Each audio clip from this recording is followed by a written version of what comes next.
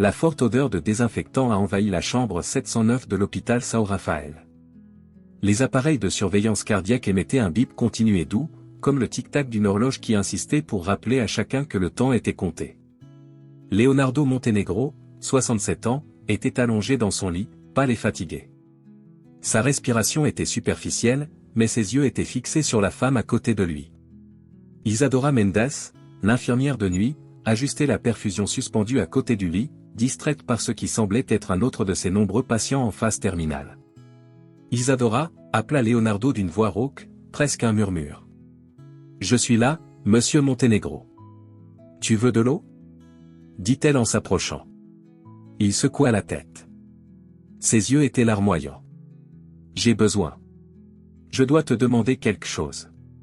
Quelque chose d'étrange. » Elle arrêta d'ajuster les draps et se pencha pour mieux entendre. « Bien sûr, dis-le. » Leonardo lui tenait la main avec une force inattendue. Son regard était si intense qu'Isadora ressentit un frisson. Faire semblant, il fit une pause, prenant une profonde inspiration. « Fais comme si tu étais ma fille. » Le monde a semblé s'arrêter un instant. « Quoi ?» Isadora fronça les sourcils, confuse. « Pour un jour, juste pour un jour, sois Ana Luisa. » Il ferma les yeux et lui serra la main, comme pour la supplier. « J'ai besoin. J'ai besoin de croire qu'elle m'a pardonné. » Isadora restait immobile, essayant de comprendre ce qui se passait. Il regarda le vieil homme devant lui, un homme qui pouvait tout acheter sauf du temps. Les rides de son visage racontaient une histoire de pouvoir et de regret. Elle devrait refuser. Elle savait qu'elle devrait le faire. Mais, pour une raison qu'elle ne pouvait pas expliquer elle-même, elle dit. « D'accord, monsieur Montenegro. Je serai ton Ana Luisa. » Leonardo ouvrit les yeux et regarda Isadora comme s'il venait de voir un ange. « Merci, ma fille, » dit-il en lui serrant la main avec le peu de force qui lui restait. Mais, avant qu'Isadora ait pu comprendre ce qui venait de se passer, la porte de la chambre s'ouvrit brusquement. Les talons résonnaient sur le sol carrelé. « Quelle scène touchante !» dit une voix froide et tranchante. Elena Montenegro, l'épouse de Leonardo, est entrée dans la pièce comme une tempête, accompagnée de l'avocat Gustavo Fonte. Ses yeux froids étaient fixés sur Isadora et son sourire n'avait aucune trace de gentillesse. « Résolvons quelques problèmes, Leonardo. » Le cauchemar avait commencé. Le silence qui suivit l'entrée d'Elena Montenegro était presque suffocant. Le bruit de ses talons, autrefois rythmé, avait maintenant cessé. Le bip du moniteur cardiaque de Leonardo semblait plus fort que jamais, remplissant l'espace d'un son qui annonçait à quel point chaque seconde était précieuse. Elena s'approcha lentement. Chaque pas ressemblait à un compte à rebours, une marche régulière vers un contrôle absolu. Vêtue d'un blazer parfaitement ajusté, elle respirait l'autorité et la fraîcheur. Ses yeux transpercèrent Isadora, comme s'il voulait lui extraire tous les secrets cachés. « J'espère que tu as terminé ton acte, ma chérie, » dit Elena avec un faux sourire plein de venin. « Nous avons des choses sérieuses à discuter. » Isadora resta ferme, ressentant même le poids de ce regard. Elle ne répondit pas, mais ses doigts pressèrent légèrement la main de Leonardo, qui tenait toujours la sienne comme si elle était son ancre au milieu d'une tempête. « Ce n'est pas un acte, » dit Leonardo d'une voix tremblante. Ses yeux, autrefois si fatigués, montraient maintenant une étincelle de force. « J'en ai besoin, Elena. Juste pour une journée. Juste un jour. » Elena eut un rire court et amer. « Il en faut ? En as-tu besoin, Leonardo ? Ce dont vous avez besoin, c'est de signer ces documents avant qu'il ne soit trop tard. » Elle s'est tournée vers Gustavo, l'avocat, et a fait un geste sec de la main. « Enlève-le, Gustavo. Finissons. » Gustavo, un homme grand et svelte, au visage sérieux et fatigué, prit sous son bras un dossier en cuir et l'ouvrit sur la petite table à côté du lit. Il regarda Leonardo, mais ne dit rien. Peut-être qu'il savait déjà que cette conversation ne se terminerait pas bien. « De quoi s'agit-il » a demandé Isadora en regardant les journaux. Elena la regarda avec mépris. « Ce ne sont pas vos affaires, infirmière. C'est une affaire de famille. » « Alors dois-je partir » a demandé Isadora en essayant de rester calme. « Non. » La voix de Leonardo était ferme, surprenant tout le monde. « Elle reste. Elle reste parce que, » il s'arrêta, toussa fort, comme si chaque mot exigeait l'effort d'une montagne. « Parce qu'elle est la seule ici qui n'a pas d'arrière-pensée. Hélène plissa les yeux. Le sourire disparut de son visage. Ne sois pas stupide, Léonard. Elle est infirmière. Elle est ici parce qu'elle est payée pour l'être. Ne confondez pas charité et entreprise. Et pourquoi es-tu ici, Helena? Leonardo a répondu avec une faiblesse qui n'a pas effacé la force de ses paroles. Pour mon argent? Par ma volonté? Helena n'a pas répondu immédiatement. Elle remit ses cheveux derrière son oreille et fit le tour du lit, telle une lionne traquant une proie qui n'a plus la force de s'échapper. Je suis là pour m'assurer que tu ne fais rien de fou, chérie. Elle s'est arrêtée à côté de lui et s'est penchée. Pour éviter de remettre tout ce que vous avez construit entre les mains d'une personne qui n'a même pas pris la peine de se présenter au cours des 20 dernières années. Ces mots transpercèrent Léonard comme un couteau dans la poitrine. Isadora vit une lueur de douleur dans ses yeux, mais le vieil homme d'affaires prit simplement une profonde inspiration et détourna le regard vers la fenêtre. Anna Luisa n'a pas disparu par choix, murmura-t-il, les yeux fixés sur l'horizon. Helena se pencha plus près, rapprochant son visage du sien. Ah, Leonardo, toujours aussi naïf. Elle a regardé Isadora de côté et son regard portait une pointe de mal. Pensez-vous qu'elle est partie parce qu'elle le devait? Qu'elle s'est enfuie de toi par peur? Non mon amour. Elle s'est enfuie parce qu'elle le voulait. Parce que tu n'étais pas assez. Isadora sentit une boule dans sa gorge. Elle ne savait pas pourquoi ces mots avaient eu un tel impact sur elle, mais quelque chose en eux touchait une partie d'elle dont elle ignorait l'existence. Tu n'étais pas assez. Ces mots résonnaient en elle inconfortablement, comme un vieux souvenir essayant d'émerger du fond d'un lac sombre. Signez ça bientôt, Leonardo. Helena a soulevé les papiers et les a secoués comme s'il s'agissait de cartes dans un jeu qu'elle savait déjà qu'elle allait gagner. Si vous ne le faites pas aujourd'hui, demain il sera peut-être trop tard. Qu'y a-t-il dans ces papiers? A demandé Isadora, face à Helena de front cette fois. Helena la regarda, surprise par son ton de défi. Vous ne connaissez pas votre place, n'est-ce pas? Quel genre d'infirmière se mêle des affaires de ses patients? Le genre qui voit une personne pressée sur son lit de mort. Isadora fit un pas en avant. Le genre qui s'en soucie. Helena renifla, comme si elle s'ennuyait. Tu sais quoi, Isadora? Je vais vous l'expliquer, puisque vous êtes tellement intéressée. Elle rapprocha son visage, mais cette fois ses yeux étaient plus froids que l'acier. Ceci ici, dit-il en soulevant les papiers. C'est la volonté. Grâce à cela, nous veillons à ce que l'empire du Monténégro reste fort et protégé. Protégé pour qui? A demandé Isadora. Pour ceux qui en ont le droit. Helena lui lança un regard glacial. Et, chérie, ça ne t'inclut pas. Isadora n'a pas reculé. Elle regarda Leonardo, qui lui tenait toujours la main. Qu'est-ce que vous voulez faire? Elle a demandé. Le regard de Leonardo rencontra le sien.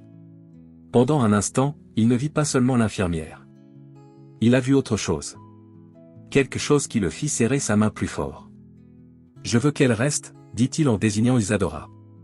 Elle a plus le droit d'être ici que toi. Ces mots furent un coup dur pour Helena. Son visage était tendu, ses dents serrées. Tu fais des illusions, Leonardo. Il est mourant et veut en faire un spectacle pathétique. Elle a regardé Gustavo. Allez, Gustavo. Faites ce que vous avez à faire. Gustavo hésita. Il regarda Helena, puis Leonardo. Monsieur Monténégro, savez-vous ce que vous signez? Demanda Gustavo d'une voix prudente. Je dois confirmer que vous êtes conscient. Leonardo le regarda et secoua la tête. J'en suis plus conscient maintenant, qu'au cours des 20 dernières années. L'avocat regarda Helena. Elle pinça les lèvres, visiblement furieuse, mais ne dit rien. Gustavo prit alors un stylo et le tendit à Leonardo. Mais avant de pouvoir signer, Leonardo s'est arrêté. Son regard se tourna vers la porte, comme s'il sentait quelque chose. Elle est là, dit-il en regardant le couloir. Hélène fronça les sourcils. De quoi parles-tu? Je peux sentir, Leonardo sourit légèrement. Anna Luisa est ici. Je sais que c'est le cas. La porte s'ouvrit lentement, mais cette fois il n'y avait personne dehors. Le couloir était vide, à l'exception du bruit de pas lointain. Helena secoua la tête, frustrée. Tu délires, mon vieux. Mais Isadora ne quittait pas la porte des yeux. Son cœur battait à tout rompre.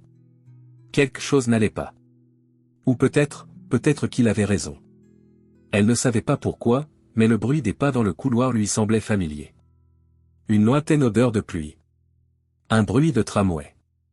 Un éclair de main tenant la vôtre. Isadora porta la main à sa tête, ressentant un soudain pincement au cœur. Un souvenir? Non, ce n'est pas possible. Infirmière? Gustavo a appelé, mais sa voix semblait lointaine. Isadora ferma les yeux et, pendant un instant, le bruit du tramway résonna dans son esprit. Soudain, elle se retrouva dans un endroit différent. Une gare. Une casquette rouge. Des voix qui crient. Un homme qui court. Ana Luisa, la voix de Leonardo était un murmure. Isadora ouvrit rapidement les yeux. L'air semblait devenir plus dense. Sa poitrine lui faisait mal. Vous, Leonardo la regarda avec un mélange de peur et d'espoir. Tué. Le mot restait en suspens, inachevé. Isadora recula d'un pas, effrayée par ce qu'elle voyait dans ses yeux. Peur. Blâmée. C'est une terrible certitude. Et puis elle a écouté. Pas le son d'un moniteur ou d'une machine. Le bruit d'un tramway au loin. Le silence dans la pièce était dense, presque palpable. Même le moniteur cardiaque de Leonardo ne semblait pas vouloir le briser. Ces mots restaient suspendus dans l'air comme une hantise. Tué. Isadora sentit sa poitrine se serrer. Son cœur semblait s'être arrêté de battre un instant, comme si le monde entier s'était arrêté avec elle. Elle ne savait pas ce qui l'effrayait le plus, ce qu'il s'apprêtait à dire ou ce qu'elle avait peur d'entendre. « Qu'est-ce que vous avez dit ?»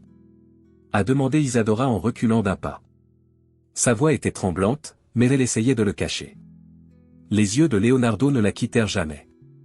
Il la regardait maintenant d'une manière qu'il ne l'avait jamais fait auparavant, comme quelqu'un qui voit quelque chose qu'il ne veut pas croire mais qui sait que c'est vrai. « Ana Luisa, murmura-t-il encore, comme pour dire une prière. « Tué.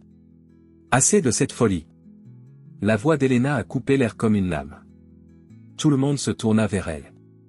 Elena était debout, les épaules tendues, les poings serrés. Ses yeux étaient fixés sur Leonardo, mais maintenant il y avait quelque chose de différent en elle. Ce n'était plus le contrôle froid et calculé qu'il était autrefois. C'était la peur. « Tu fais des illusions, Leonardo. » dit Elena en le désignant. « Cette infirmière n'est pas votre fille. Arrêtez ça maintenant. » Isadora sentit un frisson lui parcourir le dos. Elle regarda Elena et, pour la première fois, vit quelque chose qu'elle n'avait pas remarqué auparavant. Ce n'était pas seulement de la colère dans ses yeux. C'était la panique. « Je n'ai pas dit qu'elle était ma fille, » répondit Leonardo d'une voix plus ferme que prévu. « Mais tu l'as dit. » La phrase tomba dans la pièce comme le tonnerre. Elena pâlit.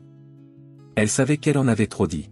« C'est absurde. » Elena eut un rire forcé, essayant de reprendre le contrôle.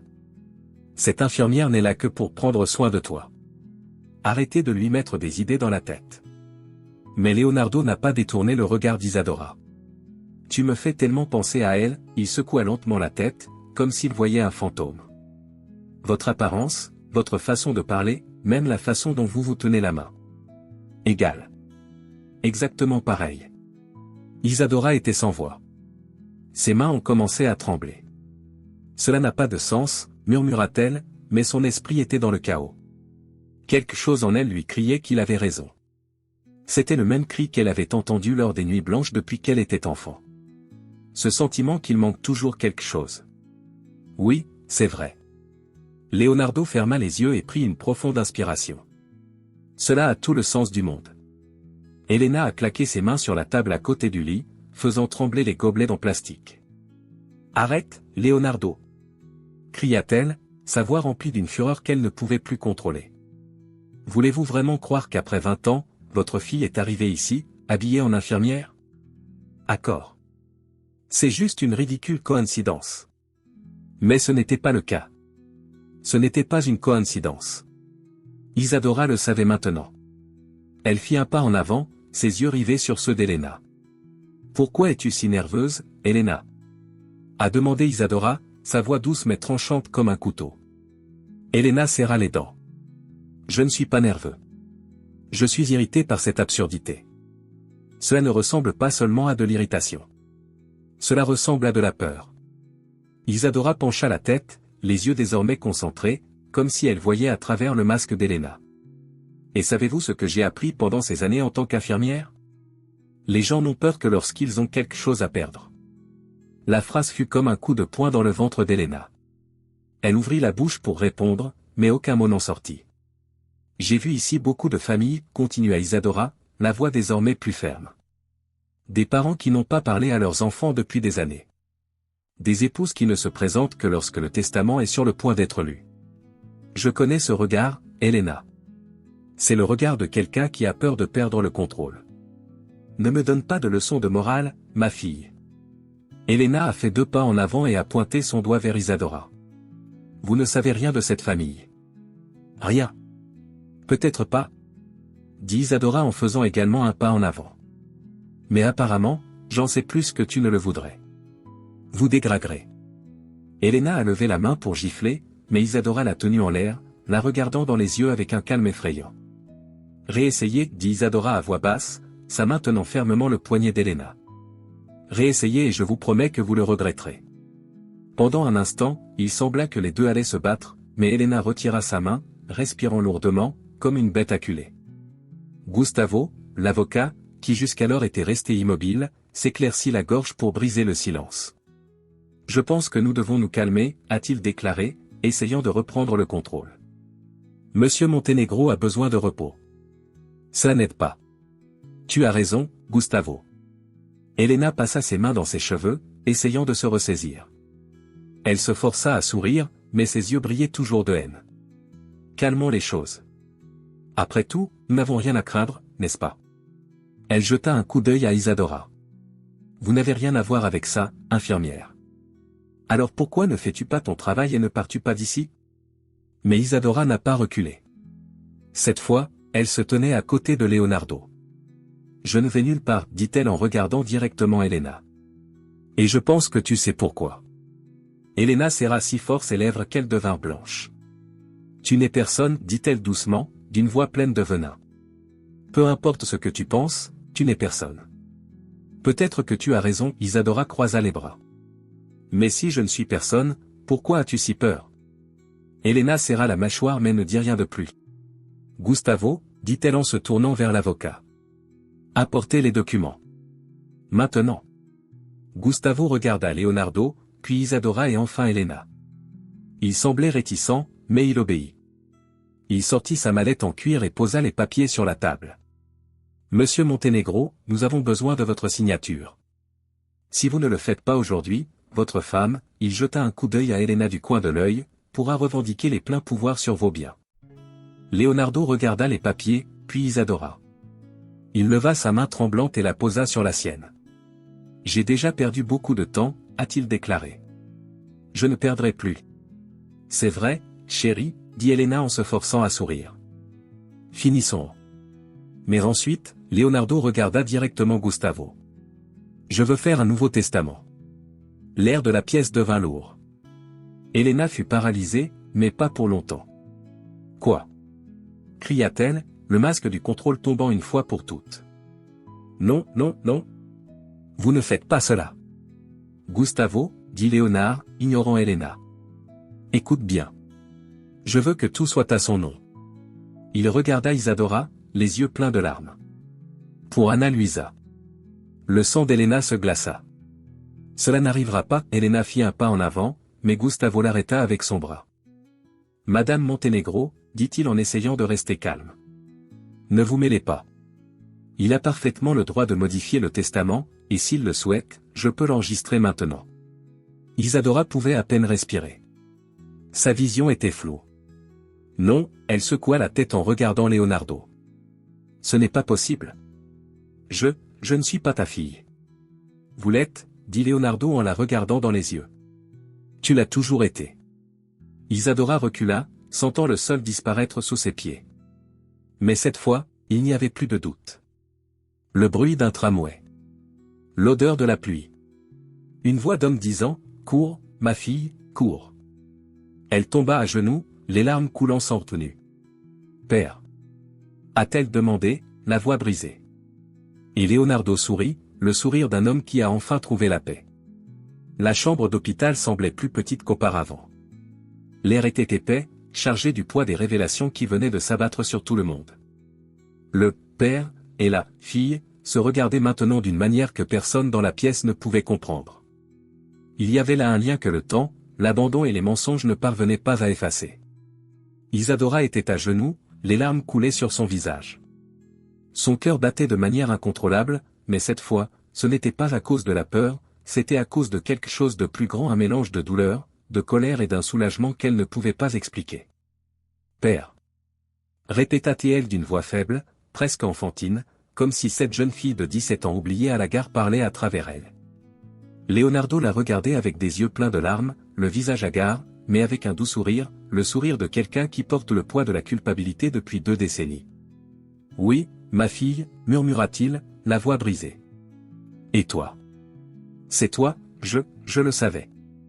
Mon cœur l'a toujours su. » Isadora se couvrit le visage de ses mains, essayant de retenir ses larmes, mais elle n'y parvint pas. Chaque larme qui coulait était comme un morceau de son histoire qui avait enfin trouvé sa juste place. Depuis qu'elle était enfant, elle ressentait un vide inexplicable, une douleur que même ses années à l'orphelinat ne pouvaient effacer. Maintenant, tout avait un sens. Mais le moment fut brutalement interrompu par une voix aiguë. « C'est ridicule. » Elena avançait comme un ouragan, ses talons résonnant bruyamment sur le sol carrelé. « Pensez-vous tous les deux que vous allez transformer cela en réunion de feuilleton ? Épargnez-moi. » Elle s'est arrêtée à côté de Gustavo et a retiré les papiers de la table avec force, faisant tomber quelques pages au sol. « Il n'y aura pas de Nouveau Testament, Leonardo. Il n'y aura rien de tout cela. » Elena a crié, les yeux pétillants de haine. « Cette fille n'est pas ta fille. C'est une opportuniste. Un parasite qui joue avec vos émotions, et je ne le laisserai pas. » « Assez, Hélène. » La voix de Leonardo a explosé comme un coup de tonnerre. Tout le monde dans la pièce se tut. Même Isadora était paralysée. C'était la première fois que j'entendais cette voix sortir avec une telle force de la part de cet homme fragile. Leonardo se releva légèrement sur le lit, haletant, mais le regard plus ferme que jamais. Il n'était plus l'homme au bord de la mort, pas à ce moment-là. Il était Leonardo Montenegro, l'homme qui a bâti un empire à partir de rien et qui a affronté les lions lors de réunions d'affaires. Pendant 20 ans, j'ai vécu avec le poids du regret. Il a pointé son doigt vers Elena, ses mains tremblantes mais fermes. J'ai vu ma fille disparaître, j'ai vu ma propre peur m'empêcher de la poursuivre. Et vous ? Vous le saviez depuis le début. N'ose pas, Leonardo, Elena fit un pas en avant, mais il ne recula pas. Oh, j'oserais, oui. A-t-il crié en désignant à nouveau. Tu le savais, Hélène. Je savais qu'Anna Luisa ne s'était pas enfuie parce qu'elle le voulait. Je savais qu'elle était seule dans cette gare, sans rien, sans personne. Mais au lieu d'aider, vous avez tourné le dos. Je ne sais pas. Elena a répondu, mais sa voix a tremblé à la fin. Je ne savais pas qu'elle allait disparaître. Juste. Mensonge. Léonard a rugi. Tu savais quelle était ma faiblesse. Je savais que si elle revenait, toute son influence sur moi disparaîtrait. Alors vous avez fait ce que vous avez toujours fait, tout contrôlé. J'ai tout manipulé. Et maintenant ? Il fit une pause, respirant fort. Maintenant, Dieu m'a donné une seconde chance. Isadora était sous le choc. Les paroles de Léonard résonnaient dans son esprit. Seule dans cette gare. C'était exactement ce dont elle se souvenait. Une nuit froide. La neige tombe lentement. Elle a fui quelque chose qu'elle ne pouvait pas voir. Le bruit d'un bonnet rouge tombant au sol. Et maintenant, elle le savait. Elle savait ce qu'était ce vide. Elle n'a pas été laissée pour compte par des étrangers. Elle a été abandonnée par son propre père qui, rongé par la peur, a choisi de fuir. Pourquoi ? Murmura Isadora en regardant Léonard toujours agenouillé. Pourquoi m'as-tu quitté ? Leonardo ferma si fort les yeux qu'il semblait vouloir effacer le monde. Je pensais te protéger, dit-il, la voix pleine de douleur. Il y avait des gens après moi, après l'argent. Des gens qui n'auraient même pas pitié d'un enfant. Je pensais que si tu restais à l'écart, ils ne te trouveraient pas. Je pensais que je faisais la bonne chose. Laisser une jeune fille de 17 ans seule ? Isadora se leva, la voix désormais pleine de douleur. Tu m'as abandonné. Tu m'as laissé à la gare comme si je n'étais rien. Leonardo n'a pas répondu. Il baissa la tête, rongé par la honte. Elena, voyant le chaos s'installer, reprit le contrôle. Ah, quelle scène touchante. Elle a eu un rire sarcastique et a croisé les bras. Regardez le grand Leonardo Montenegro qui demande pardon. Comme c'est adorable. Comme c'est pathétique. Tais-toi, Hélène. Cria Isadora, sa voix désormais pleine de fureur. Vous saviez tout cela et vous taisiez? Avez-vous laissé un enfant se perdre dans le monde par fierté, par cupidité? Elena haussa un sourcil. Je n'ai laissé personne se perdre, chérie. Elle pencha son corps en avant, son visage à quelques centimètres d'Isadora. Tu t'es perdu seule. Et franchement, j'étais plutôt à l'aise avec ça. Isadora sentit sa poitrine se serrer. Sa respiration devint rapide. Elle serra les poings, le désir de frapper Elena palpitant en elle. Vous êtes méprisable, dit Isadora entre ses dents. Une femme pourrie intérieurement. Elena ouvrit un sourire glacial. Et pourtant, j'ai gagné. Elle a soulevé les papiers que Gustavo avait posés sur la table. Ces documents garantissent que je garde tout. Tu peux être la fille perdue autant que tu veux, chérie. Mais je suis la femme légitime. Elle agita les papiers en l'air. Alors pleure autant que tu veux. Parce qu'en fin de compte, l'argent, les actions, l'empire, elle se montra du doigt. Tout restera avec moi. Il y eut un moment de silence. Mais ensuite, Gustavo s'éclaircit la gorge et parla sérieusement pour la première fois. En fait, Madame Elena, pas exactement. Elena se tourna vers lui en fronçant les sourcils. Qu'est-ce que vous avez dit? J'ai dit, Gustavo a ajusté ses lunettes sur son visage. Ce n'est pas tout à fait vrai. Il sortit une enveloppe du dossier et la posa sur la table, l'ouvrant calmement. De l'intérieur, il sortit un document. C'est le Nouveau Testament de Monsieur Leonardo Montenegro, signé hier soir. Gustavo regarda directement Elena. Il annule tout autre testament antérieur. Elena cligna des yeux, confuse. C'est un mensonge. J'aurais été prévenu. Pas quand tu es la raison pour laquelle tout a été changé. Gustavo poussa le papier en avant. Monsieur Montenegro m'a fait savoir que si quelque chose arrivait, tous ses biens seraient transférés à une personne spécifique. Il s'arrêta et regarda Isadora. À votre fille, Ana Luisa Montenegro. Elena pâlit. Ce n'est pas. Ça ne peut pas être. C'est légitime, dit Gustavo en redressant son costume. Enregistré et authentifié. Les yeux d'Elena s'écarquillèrent. Non. Vous ne me prendrez pas tout. A-t-il crié en s'avançant pour prendre le document. Mais Gustavo a été plus rapide et a tenu le coup. Ne le touchez pas, Madame Elena. Dit-il calmement. Parce que, désormais, seul propriétaire de tout. Il regarda Isadora. C'est elle. Elena recula, les yeux pleins de panique. Isadora regardait Elena avec les yeux rouges de larmes, mais il y avait en elle une nouvelle force. Je ne veux pas d'argent. Dit Isadora. Je veux la justice. Et à ce moment-là, Elena savait qu'elle avait fini. Le silence qui régnait dans la chambre d'hôpital n'était pas normal. Ce n'était pas le silence d'une pause. C'était le silence avant une explosion. Elena était paralysée. Ses yeux parcoururent le visage de Gustavo, puis celui d'Isadora et enfin celui de Leonardo. Ses yeux, autrefois remplis de confiance et d'arrogance, révélaient désormais une pure peur. C'est une blague, dit-elle en laissant échapper un rire tremblant. Ce doit être une blague. Personne n'a ri. Gustavo croisa les bras, le regard ferme comme un mur. Ce n'est pas une blague, Madame Elena. Tout est dûment enregistré. Et maintenant, il a ajusté ses lunettes. Vous pouvez l'accepter ou vous pouvez vous présenter au tribunal.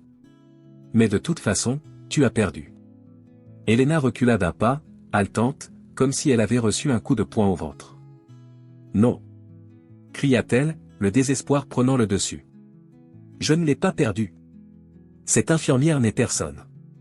Isadora, qui jusque-là avait tout observé en silence, fit un pas en avant. Ses yeux étaient toujours rouges, mais son regard était fort.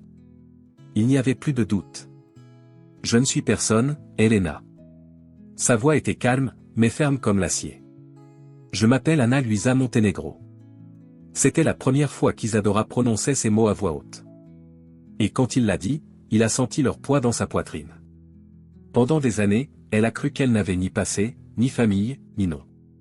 Elle n'était que Isadora Mendes, la fille oubliée d'un orphelinat qui n'a jamais trouvé sa place dans le monde. Mais maintenant, elle le savait.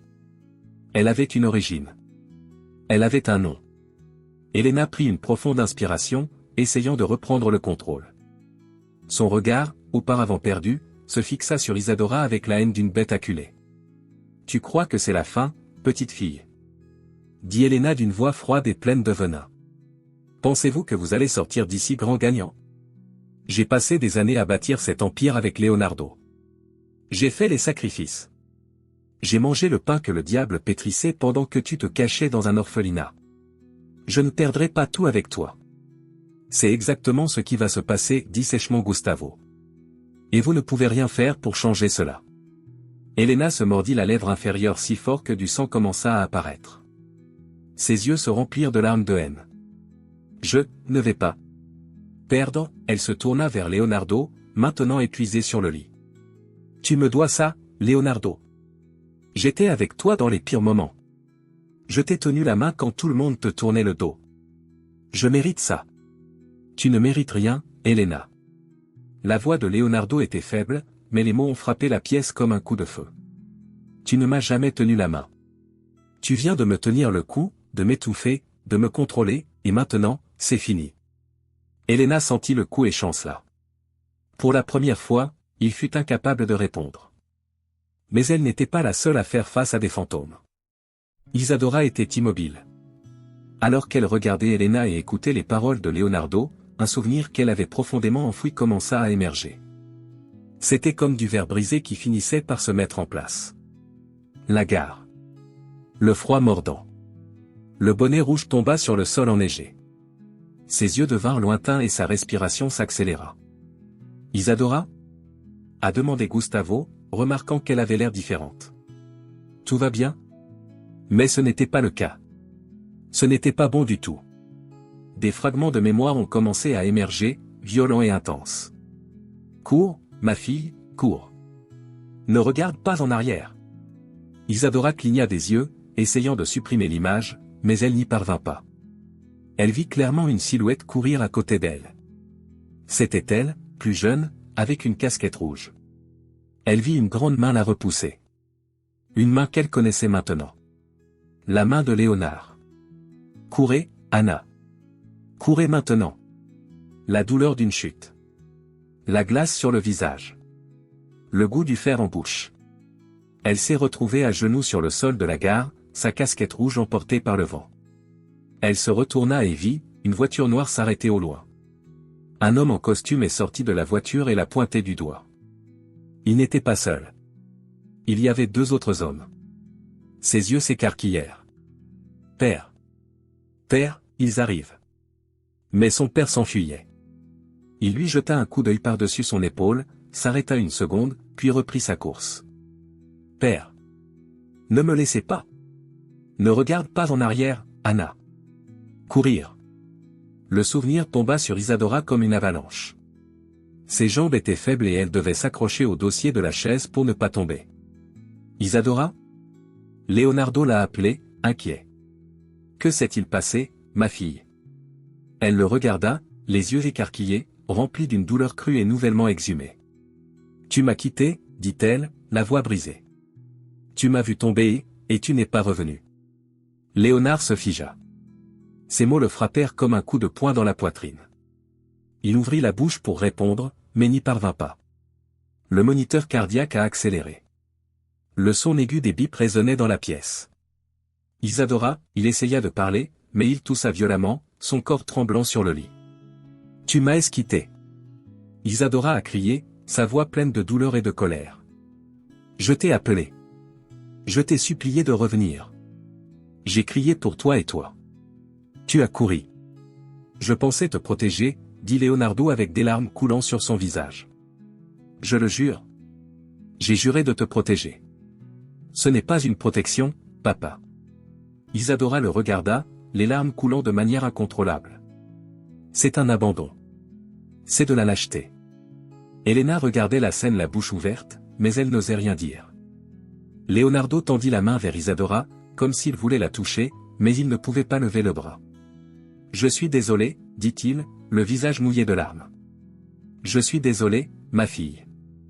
Si je pouvais y retourner, je le ferais différemment. Tu ne peux pas revenir en arrière, dit Isadora en ravalant ses larmes.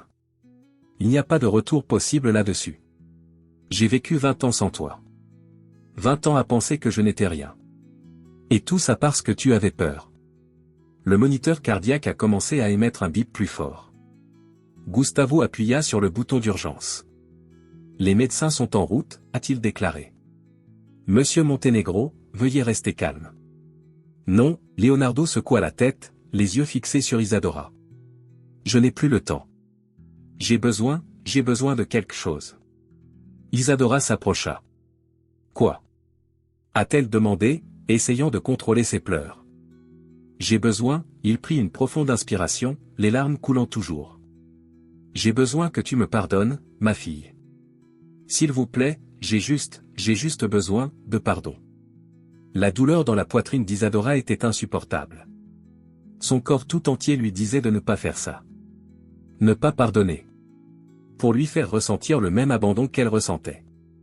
Mais, à ce moment-là, elle se souvint d'une phrase qu'elle entendait toujours à l'orphelinat. Le pardon n'est pas pour eux. C'est pour toi. Elle inspira profondément et lui tint la main. Je ne sais pas si je peux le faire, papa, murmura-t-elle. Mais je vais essayer.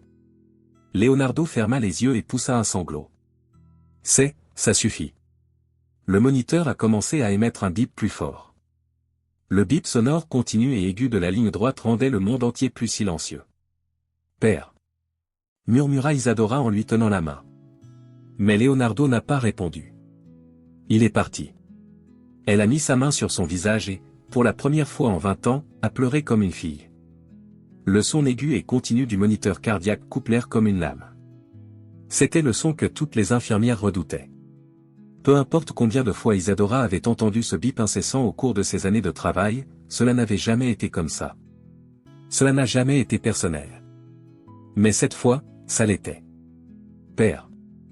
Murmura Isadora en lui serrant légèrement la main. Papa, réveille-toi, s'il te plaît. La poitrine de Léonard ne se soulevait plus. Le visage, avant si marqué par la douleur et le poids de mauvaises décisions, était maintenant serein. Ses yeux étaient fermés et, pour la première fois, il regarda la paix. Non. Non, non, non. Isadora se serra la main, comme si elle pouvait le ramener avec juste son toucher. Pas maintenant. Pas après tout ça. Elle plaça son front contre sa main, le cri pris dans sa gorge, suffocant. Des larmes chaudes coulaient sur son visage et mélangées à la forte odeur de désinfectant et à la légère parfum de fleurs flétries sur la table du coin. Je ne vous ai pas encore pardonné. Vous ne pouvez pas y aller maintenant. Cria-t-il, sa voix se brisant en morceaux, comme des éclats de verre. Vous ne pouvez pas. Les pas précipités des infirmières et des médecins ont envahi la pièce. 2 infirmières sont entrées, poussant un chariot d'urgence. Le médecin est venu juste derrière, ses mains déjà gantées. Que avons-nous ici? A demandé au médecin en approchant. Arrêt cardiaque. Répondit Gustavo, s'éloignant pour donner de l'espace. Le patient ne répond pas. Isadora s'éloigna, ses yeux fixés sur le visage de Leonardo alors qu'il plaçait les coussinets de défibrillateur sur sa poitrine. Chargement. A annoncé le médecin. Tout le monde reste à l'écart. Le corps de Leonardo s'est cambré du lit alors que le choc passait à travers lui. Le moniteur clignote, mais le bip continu n'a pas changé. Allons encore. Chargé 200. Isadora regarda la scène comme si elle était dans un cauchemar. Je savais ce qui allait arriver.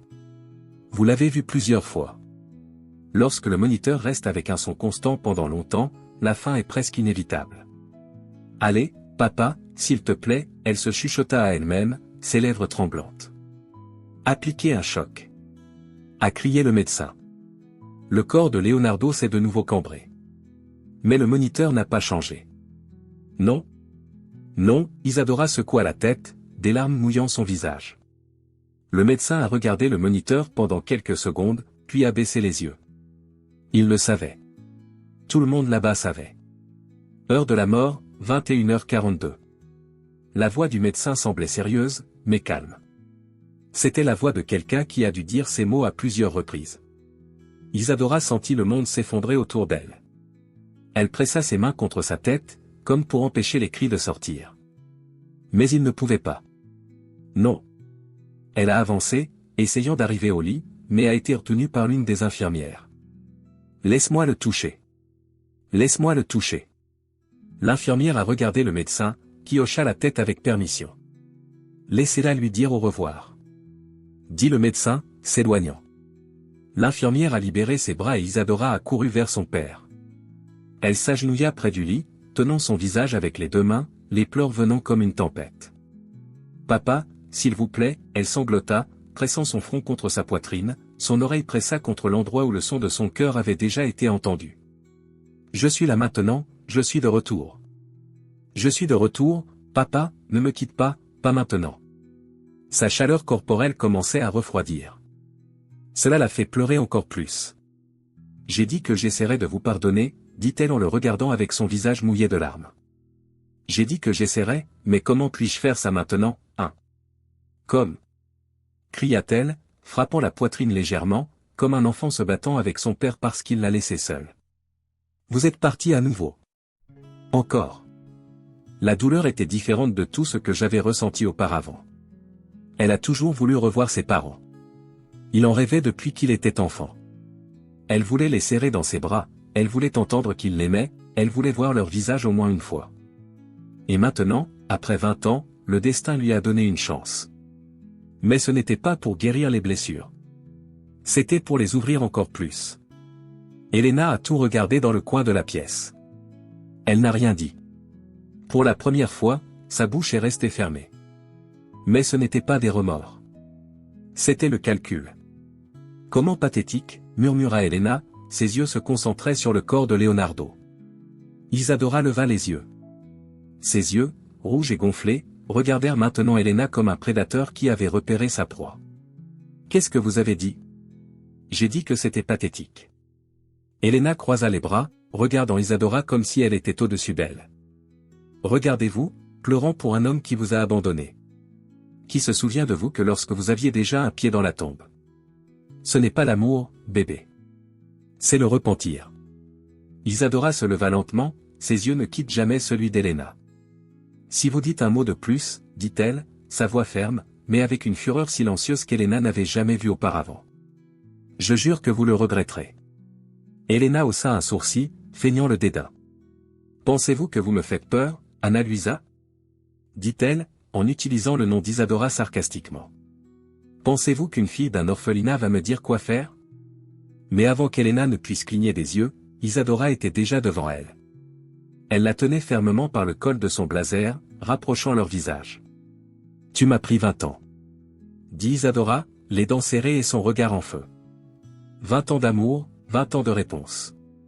Tu m'as volé. Et maintenant, je vais tout enlever de toi. Lâchez-moi, toi folle. Elena a lutté, mais Isadora a resserré son emprise. Non, Elena. Maintenant, je suis celui qui contrôle. Elle la poussa fort, faisant trébucher Elena et presque tomber.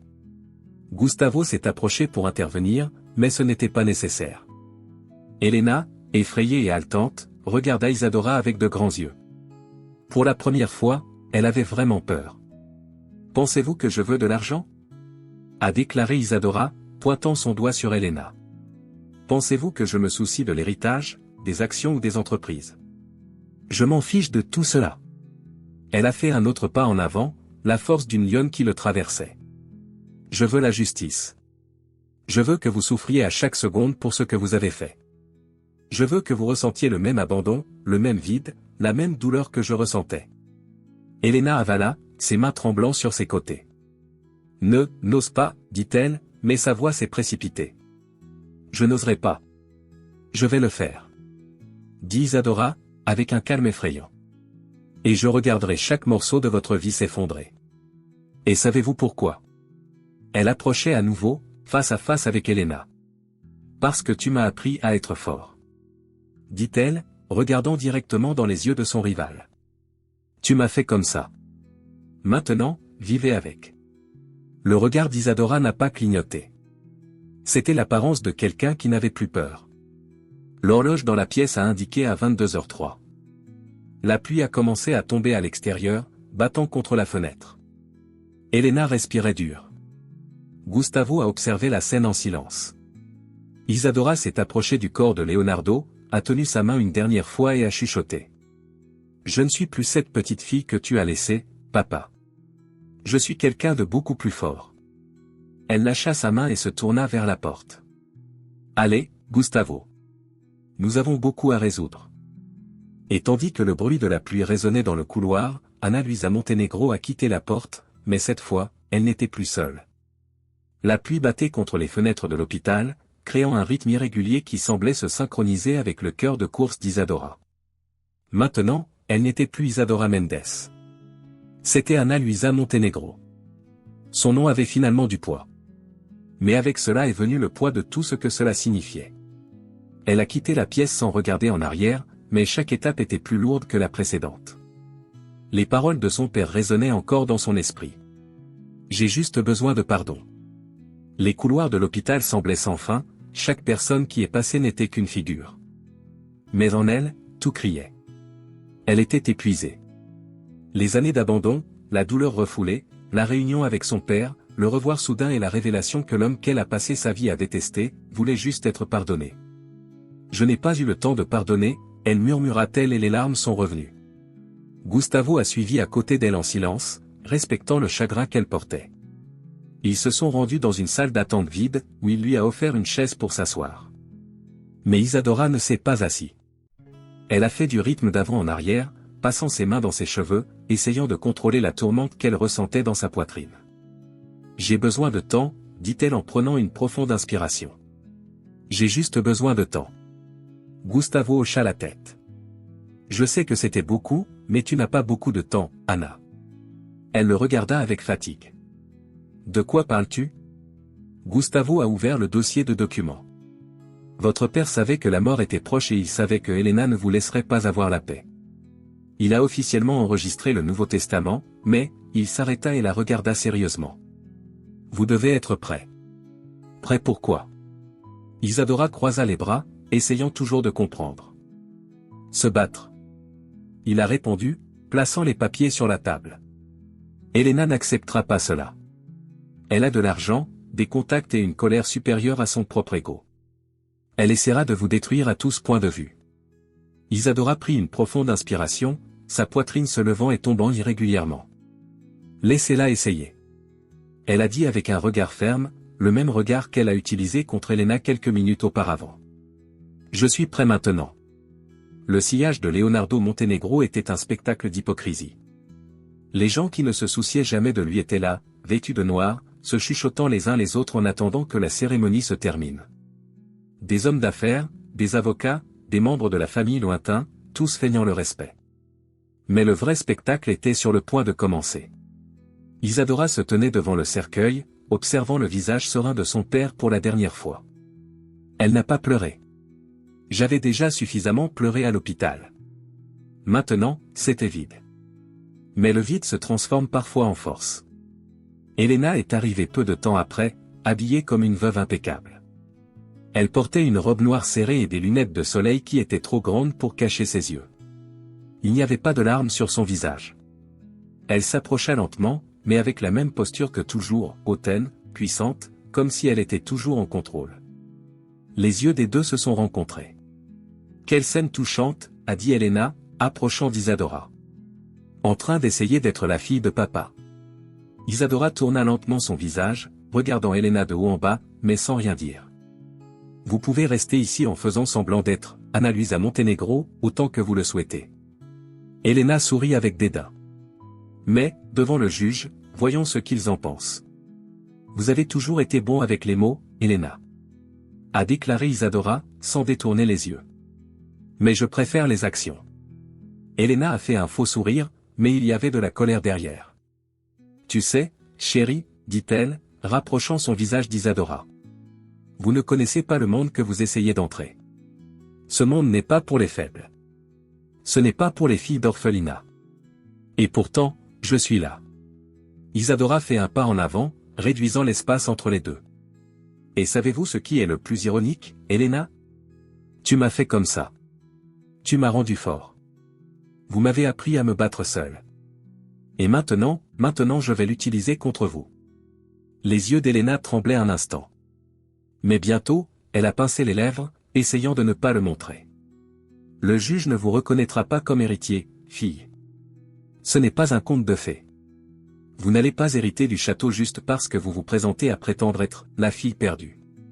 Isadora n'a pas reculé. Je n'ai pas besoin de conte de fées, dit-il en croisant les bras. J'ai juste besoin de la vérité.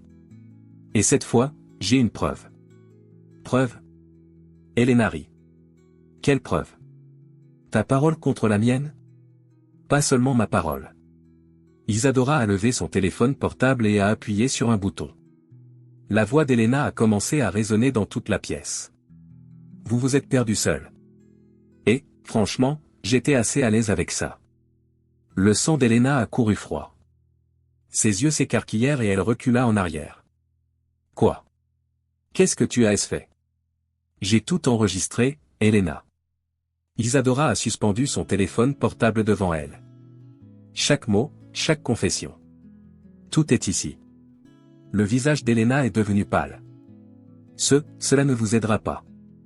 Le juge n'acceptera pas un enregistrement illégal.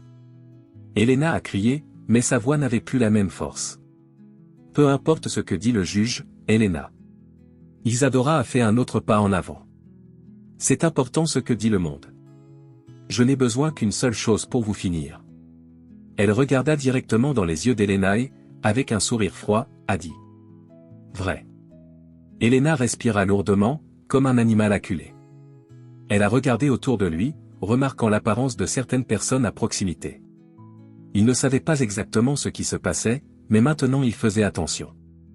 Vous allez regretter cela, Hélène chuchota, pointant son doigt sur Isadora.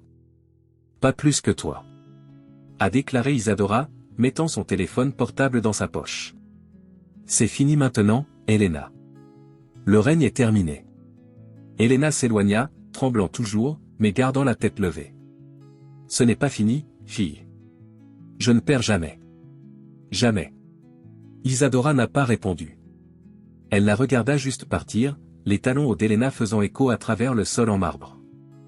Mais cette fois, le son n'a pas intimidé Isadora. Au contraire. Chaque étape d'Elena ressemblait au son d'une défaite annoncée. Lorsqu'Elena est partie à travers la porte principale, Gustavo s'est approché. C'était courageux, a-t-il dit en regardant Isadora. C'était nécessaire. Elle répondit en croisant les bras. Gustavo a fait un petit sourire. Maintenant, vous avez le contrôle. Qu'est-ce que tu vas faire de lui? Isadora a regardé le cercueil où son père se reposait pour la dernière fois. Elle ne connaissait pas la réponse. Pas encore. Tout ce qu'il savait, c'est que, pour la première fois depuis longtemps, elle ne courait plus. Elle était debout. Et le monde l'a finalement vue pour qui elle était. Ana Luisa Montenegro. Les yeux toujours mouillés de larmes, elle s'approcha du cercueil et toucha le bois froid. Je ne sais pas si je vous ai encore pardonné, père, dit-il doucement. Mais où que vous soyez, vous pouvez vous reposer maintenant. Elle prit une profonde inspiration, essuya son visage et leva son menton. Il n'y avait plus de petite fille perdue. Maintenant, il y avait une femme prête à se battre. Allez, Gustavo. Dit-elle en se tournant vers la porte. Nous avons encore beaucoup à faire. Et tandis que la pluie tombait à l'extérieur, Ana Luisa Montenegro a quitté la porte comme quelqu'un qui a finalement compris sa valeur. 2 semaines se sont écoulées depuis le sillage de Leonardo Montenegro. Au cours de cette courte période, le monde d'Elena a commencé à s'effondrer comme une maison de cartes. Les avocats d'Isadora, maintenant officiellement Ana Luisa Montenegro, n'ont pas perdu de temps. Le Nouveau Testament a été présenté au juge, accompagné des enregistrements qu'Isadora avait faits à l'hôpital. Chaque mot d'Elena a été disséqué et analysé. Les preuves étaient irréfutables. Les médias étaient impitoyables. L'Heiress perdue revient pour revendiquer l'empire du Monténégro. Secret of a Widow, les confessions qui ont détruit l'héritage d'Elena Montenegro. Les titres se sont répandus sur les réseaux sociaux et les journaux. Elena, toujours habituée à être la femme parfaite, était maintenant considérée comme la femme qui manipulait et détruisait une famille entière. Le matin du procès, la tension était presque palpable. Elena était assise à la table des accusés, avec un avocat à ses côtés. Mais cette fois, elle n'avait pas le look supérieur qu'elle avait auparavant. Son visage était fatigué, hagard, et ses yeux ont montré la préoccupation de quelqu'un qui sait qu'ils ont déjà perdu. Isadora est entrée dans la salle d'audience, la tête haute. Elle portait une robe simple, mais son regard régulier et serein a fait savoir à tout le monde dans la pièce, elle n'était plus une petite fille effrayée. Lorsque le juge a demandé le silence, l'avocat d'Elena s'est levé. « Votre honneur, mon client nie toutes les accusations. » dit-il, mais même sa voix sonnait hésitant. Elena n'a regardé personne. Il se tenait la tête baissée, ses mains tremblant sur la table. Elle le savait. Elle a toujours su. Mais le vrai coup viendrait ensuite. « Je voudrais appeler un témoin surprise, » a déclaré l'avocat d'Isadora. « Je demande que le tribunal autorise l'entrée d'une personne essentielle à cette décision. » Le juge hocha la tête et tout le monde dans la pièce tourna son regard vers la porte. C'est alors que la porte s'est ouverte, révélant une femme aux cheveux noirs bien entretenus, dans un costume gris impeccable. Elle marchait avec des marches délibérées, les yeux fixés sur Elena. C'était Béatrice Costa, ancienne assistante personnelle d'Elena Montenegro. Le silence a été rompu par des murmures parmi les personnes présentes. Béatrice était connue pour être l'ombre d'Elena, la femme qui savait tout, mais n'a jamais rien dit. Tout le monde savait que si quelqu'un connaissait les secrets d'Elena, ce serait Béatrice. Elena ouvrit les yeux écarquillés avec incrédulité. « Que fait-elle ici ?» demanda Elena en regardant son avocat.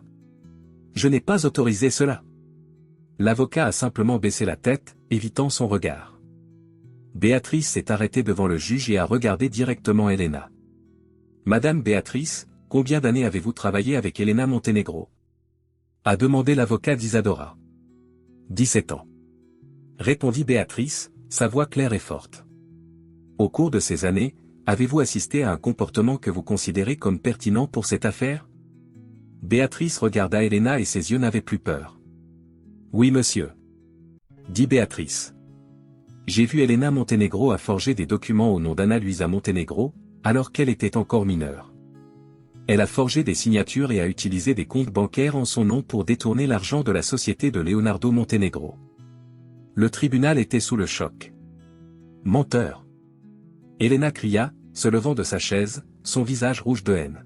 « Elle ment ! Vous faites cela pour la vengeance. » « Silence !» dit le juge, claquant le marteau sur le banc. « Asseyez-vous, Madame Elena, ou vous serez retirée de la pièce. » Elena renifla, mais se redressa brusquement, les yeux pleins de feu. « Béatrice a-t-il la preuve de ces accusations ?» a demandé l'avocat d'Isadora. Béatrice a ouvert le sac qu'elle transportait et a sorti une pile de documents et une clé USB. Voici les déclarations bancaires et les courriels que Elena Montenegro a envoyés aux comptables qui ont fait les transferts. « J'ai tout gardé. » dit Béatrice, regardant directement Elena. « J'ai tout gardé, Elena. Parce que je savais qu'un jour tu tomberais. » Le coup final était silencieux, mais Elena en a senti chaque partie. Ses yeux se perdent, ses mains tremblaient alors qu'elle essayait désespérément de penser à une issue. Mais il n'y avait plus aucune issue. Pas cette fois. Son empire est tombé. 6 mois plus tard, le monde était différent. Isadora, maintenant officiellement Anna Luisa Montenegro, avait pris le contrôle de l'empire du Monténégro. Mais contrairement à tous ceux qui ont occupé ce poste, elle ne l'a pas fait pour accumuler la richesse ou le pouvoir. Elle l'a fait pour se transformer. Elena a été reconnue coupable de contrefaçon de documents et de fraude financière. Sa peine était de 15 ans de prison. Les journaux ont signalé son arrestation avec le même enthousiasme avec lequel ils ont signalé son augmentation. De la reine à l'accusée, Elena Montenegro est arrêtée pour crime financier. La société Montenegro Holdings a été reformulée. Beaucoup d'anciennes pratiques ont été éliminées et Isadora a tenu à réembaucher des employés qui avaient été injustement licenciés. Sa première action en tant que président était de créer le Fonds Anna Luisa, une fondation pour aider les enfants des orphelinats à avoir de meilleures opportunités d'éducation et de vie. C'est à cause du passé que je ne peux pas changer, a déclaré Isadora lors de sa première conférence de presse. Mais aussi pour l'avenir que je peux créer. Au cours des prochaines semaines, elle a été approchée par plusieurs personnes qui prétendaient avoir connu son père. Certains avaient de bonnes histoires, d'autres pas tellement. Mais ils ont tous montré qu'il avait essayé. Une nuit, Alors qu'elle était à la maison, seule, Isadora a reçu une boîte livrée par Gustavo. « Cela vous a été laissé au bureau ?» a-t-il dit en remettant la boîte. Elle l'ouvrit soigneusement et trouva une enveloppe au-dessus de quelques vieilles photos. Il en a reconnu un immédiatement. C'était une photo d'elle, âgée de 17 ans, debout devant la gare. Elle a tenu un vieux sac à dos et portait sa célèbre casquette rouge. À l'intérieur de l'enveloppe, il y avait une lettre. Nain. Si vous lisez ceci, je ne suis plus là. Je ne m'attends pas à ce que vous me parliez, mais je veux que vous sachiez que j'ai essayé. Je vous ai cher savais où vous étiez. Je savais que tu pouvais l'être. Avec amour. Ton père, Leonardo. Isadora était assise par terre, tenant la lettre à sa poitrine, car le monde entier semblait s'arrêter un instant. Les larmes sont revenues, mais cette fois, ils étaient différents. Elle prit une profonde inspiration, regardant par la fenêtre. À l'extérieur, la pluie tombait à la légère, tout comme le jour où elle a été laissée à la gare. Mais cette fois, elle n'avait pas froid. Il n'y avait plus de vide. Se levant lentement, Isadora leva les yeux vers le ciel et chuchota. « Je te pardonne, père.